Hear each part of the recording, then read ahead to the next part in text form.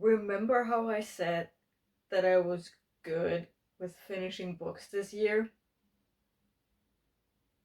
Yeah, about that.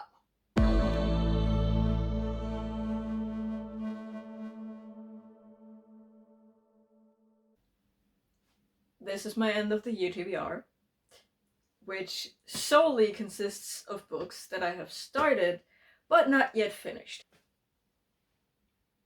There was one book on here 2 months ago, and now it's a stack of 7 or 8 books. Maybe starting 5 books in the middle of NaNoWriMo and the reading slump wasn't my best idea. Let's go through this stack of books and let me tell you what I need to finish before the end of the year, so I don't feel like I missed something. I don't like going into a new month with a book that I didn't finish, let alone a new year.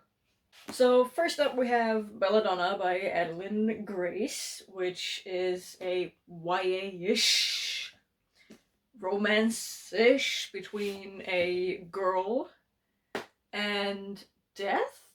Question mark? I'm like almost 50% through, maybe a bit more, maybe a bit less, not quite sure at this point. I like this one so far.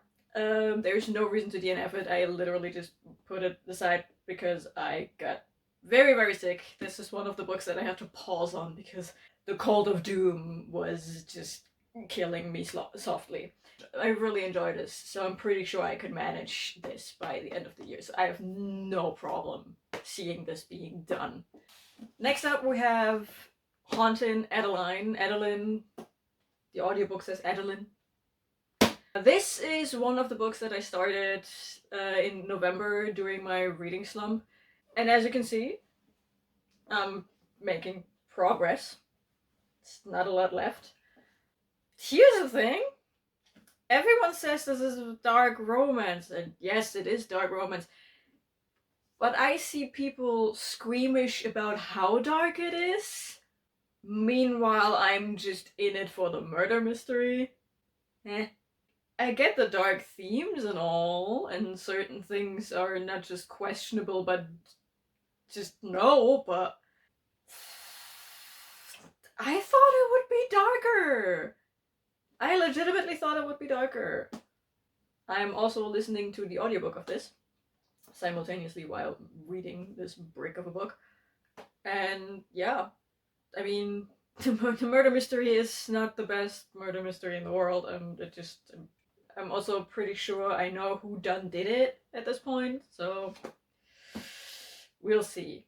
Is this going to be a 5-star? Nah. Is it entertaining? Enough to spend my time on it, finishing it. So, and since I have the audiobook, this is going to be a breeze to get through, since I normally listen to my audiobooks on somewhere between 2.5 and 3 point speed, depending on if I'm eating or not.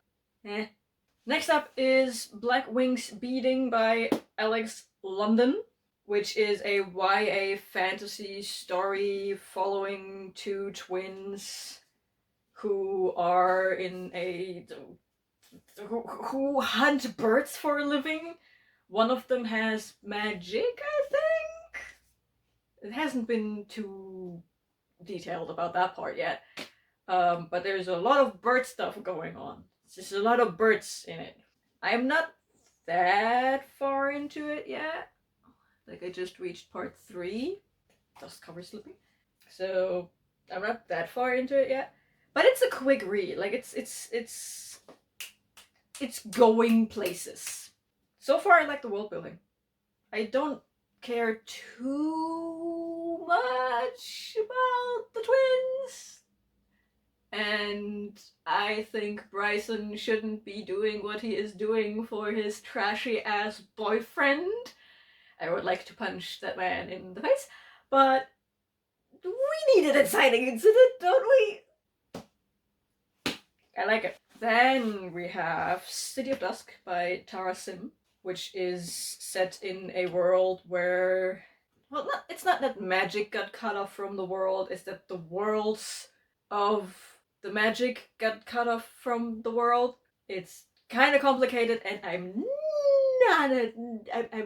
I'm pretty sure there's going to be an explanation of things coming somewhere. I'm not even 50 pages into this. This is also one of the books that I had to pause because of the Call of Doom, and then I just never got around to it again. Simply because this has very tiny writing, a lot of pages, and it is very, very dense.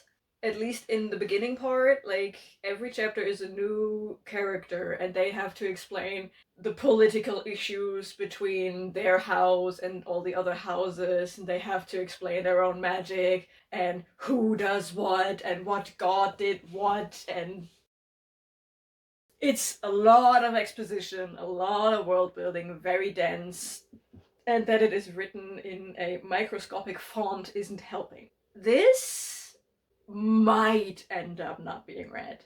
Just because it is so far down on the list of books that I want to read, and it is still so much left. There is a high chance that this one will be read last, meaning it's probably going to end up being my end of the year, like 31st of December read, and I never really read that much on the 31st of December because friends are a thing.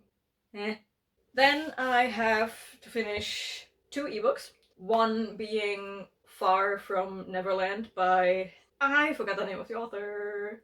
I'm so professional. Which is a Peter Pan retelling where Captain Hook has to kidnap Peter Pan from our real world back to Neverland because Neverland is dying without the Pan of the Peter. I'm, I think, 40% into that one at this point, and both Peter and Hook have figured out that they might want to each other. There's that. One of them is a hot pirate captain and the other one is a hot musician. Things will be happening. Then we have one book where I am kicking my own buttocks that I didn't finish it. And I don't know why I didn't finish it. There comes the post.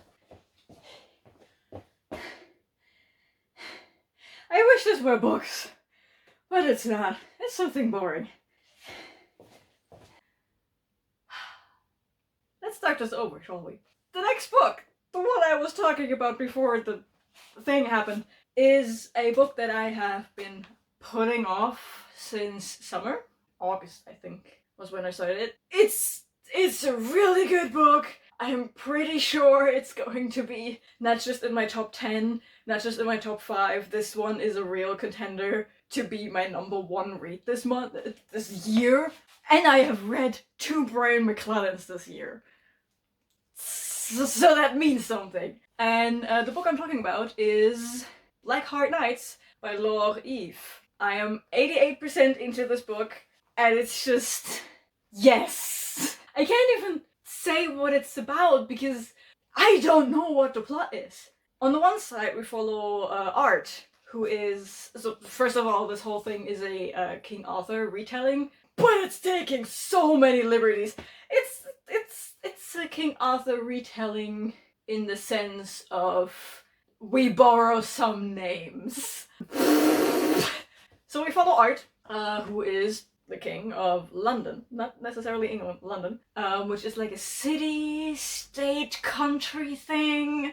And we follow his exploits of how he becomes king and how he's working through being the king.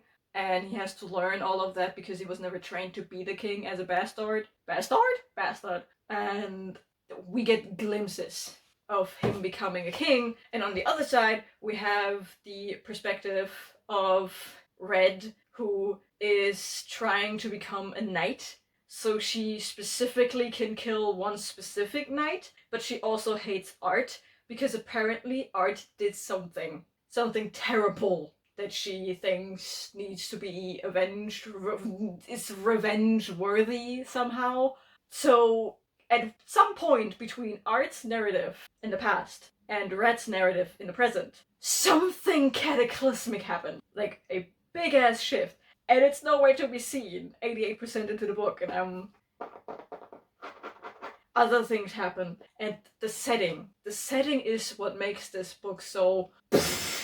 It's steampunk without the steam, it's It's gas lampish punk without the gas lamps, but we have knights riding electrical motorcycles around, and they fight in arenas, and those fights are actually used to figure out if they should put a law into effect. And there are people with magic, and they are called godchildren, but it's also illegal to have that. But yet the most powerful knights have magic, and it's like this Hunger Game aesthetic to them. It's so good. It's so good. And I don't know why I stopped at 88% and never picked it up. I think we are at, again, I literally didn't pick it up after I reached the 88% mark, which usually only happens so far into a book when I know, or I have the feeling, the next 1 or 2 chapters something major is going to happen, and I'm like, okay, I need to savor this. And then my ADHD kicks in and I'm never thinking about the book ever again until December. That's what happened here, and I'm so excited to finish this. Then we have a little addendum to my TBR. I didn't start this book yet. This is the only book I want to read front to back, and I am challenging myself to do this on Christmas whilst I'm surrounded by the family. All of them. From the baby boomers, across the Gen Xers, all the way to my Gen Alpha cousin. And that is Kissed by the Krampus. I believe it's 270 pages. I don't know what is going on in this book. I got this for Stuff Your Kindle Day, the last round. And I saw the title and I was like, I want to read you on Christmas. I presume it is about Krampus kissing someone.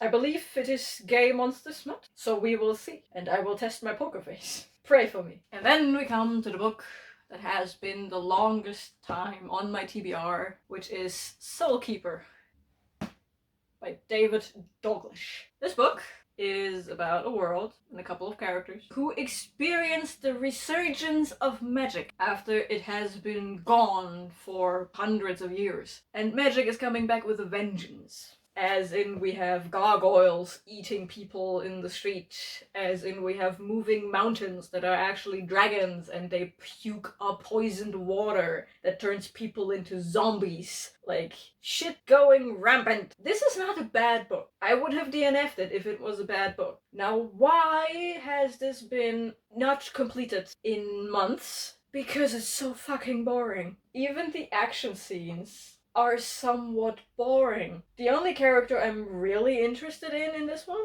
is the bad guy, a magical serial killer who can rewrite reality so he can make like pretty art piece, pretty and gruesome. Think the photographer guy in Evil Within 2, that kind of art. And these characters, I don't know. I wouldn't call them one-dimensional. I wouldn't call them two-dimensional. I'm pretty sure these are three-dimensional characters. I'm just not vibing with them. I'm not vibing with them. I was vibing with Devin in the beginning. Like when he was away and then he had to fight it. Like he went away in a world without magic, then magic happened and he tried to get home again. That was an interesting Devin. Him experiencing this world full of magic and being thrusted from the mother of spider wolves, which are actual wolves and spiders the size of elephants, through grass that can cut you and explodes into necrotic dust. He survived this dragon puke flood. He picked up his brother-in-law in a wizard tower that was surrounded by zombies. That was an interesting story. But ever since they came back to the city, which is most of this book so far, boring. It's boring. Usually when a book is boring me like this, and I'm more than 50% into it, I DNF. But this book, the concept of it all, the approach to this world building that is going on in the book. Like, these characters don't know shit about magic. Until 2 weeks ago they thought that magic didn't exist. So they are learning about this new world as the world of magic slowly reawakens. Like, it doesn't happen like this. There was a big impact of magic and now everything is slowly waking up. That is the interesting part. And it's just interesting enough for me to keep my attention, but it wasn't enough to keep my attention. So I've been chipping away at this for months now. I am 496 pages into this, and this whole thing